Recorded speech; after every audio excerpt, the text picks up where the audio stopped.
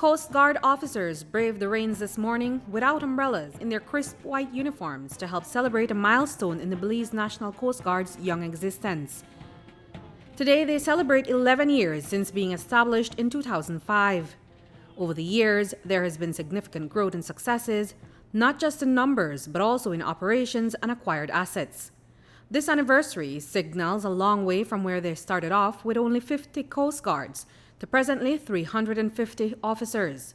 They've also increased their boats from 5 to 15, making the Belize National Coast Guard one of the best military bodies in the region. Today, we are a year into our long-term strategy, which forecasted a strength of 365 men and women at this point. We are a little shy of that figure, but you have got to admit that we have come leaps and bounds in a relatively short period of time. Our plan is to grow the Coast Guard to a desired end strength of 700. That is based on an orbit that has been approved at the National Security Council level. But it doesn't stop there with these impressive figures in personnel growth. Everything else seems to be growing in tandem. Training for our men and women continue both locally and overseas.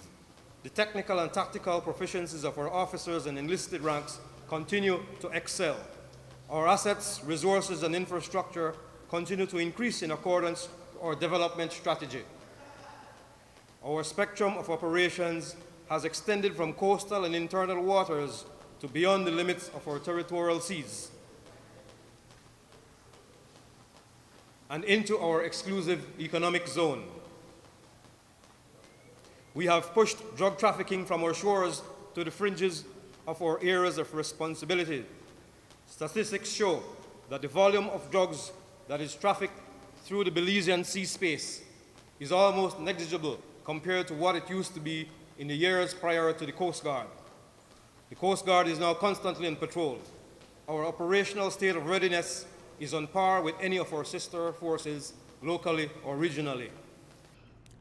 But as the Coast Guard grows and nets big successes, there are still challenges ahead. The need for more officers, the right equipment, and gears to tackle growing maritime threats are some of those challenges. The plan to address human capital is to take in 50 recruits each year. The Coast Guard also wants to upgrade the fleet of small boats.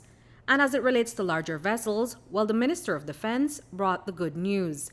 John Saldivar committed to acquiring 2 boats valued at around 24 million Belize dollars to aid the Coast Guard in their maritime operations to secure Belize's waters. I'm also happy to be able to report that work has recommenced on the construction of the Hunting Key Forward Operating Base.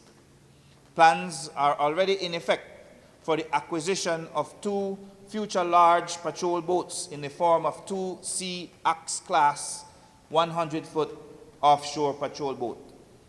These boats will be acquired at a cost in excess of $12 million US.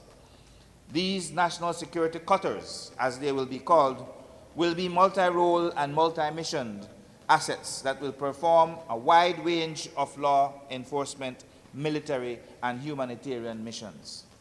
Commander Borland says that we can expect some big projects as it relates to infrastructure developments, some of which have already started. Infrastructure development continues where we are in the process of doing the landfill for a long overdue project in Big Creek, which we call Coast Guard Sector South. You know, where 150 men will be deployed on a year deployment down in the south with their share of assets and resources to police the southern sector. And then there's a patrol base that we intend to construct on northern and Burgrease near or almost straddling the Mexican frontier. That is to complement the station in San Pedro, who continuously deploys 8 men to that area to do foot patrol to take care of the rise that we've seen from time to time in crime and sometimes violence in that area. And then way down in the south, the people of the south have all been clamoring, asking for a Coast Guard presence besides the forward operating base in the Sarstoons. So we intend to establish a station near to Punta Gorda, but outside of Punta Gorda. It's approximately a mile north of the Rio Grande. The Coast Guard unveiled their newest addition, an obstacle course, the first of its kind to be constructed for the Coast Guard by the Coast Guards. A few years back, they were told that their compound was too small to hold an obstacle course. One was constructed a while back at Price Barracks to be shared between the two military groups, but it was too far for the Coast Guards to have daily access. So they built their own.